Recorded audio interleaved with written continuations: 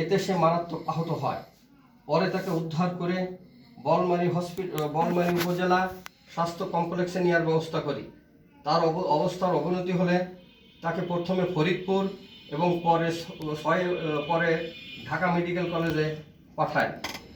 গত 27শে মার্চ একটি লিখিত অভিযোগ দেয় নিহতের পরিবার।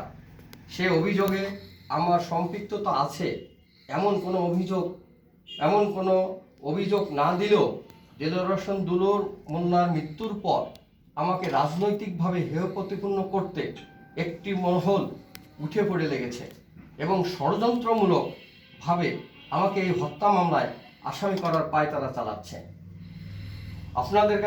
আপনাদের মাধ্যমে এলাকাবাসীকে জানাতে চাই, ফ্যাসিস্ট সরকারের আমলে হামলা মামলার শিকার হয়েছি।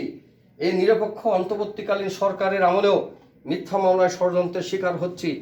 আপনাদের কাছে প্রশ্ন, মানুষের কল্যাণে রাজনীতি করা কি আমার অপরাধ? এটা যদি অপরাধ হয় তাহলে ভবিষ্যতে আর কেউ সামাজিক দায়বদ্ধতা নিয়ে কোনো বিরোধ নিরসনে এগিয়ে যাবে কি?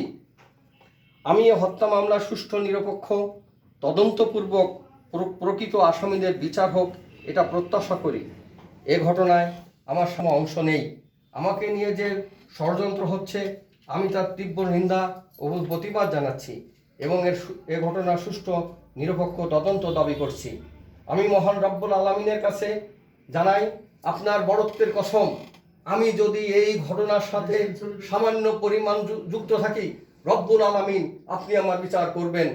আর যারা আমার বিরুদ্ধে এই মিথ্যা ষড়যন্ত্র করছে, রব্বুল আলামিন আপনার বড়ত্বের কসম, আপনার কাছে বিচারের দায়িত্ব দিলাম রব্বুল আলামিন।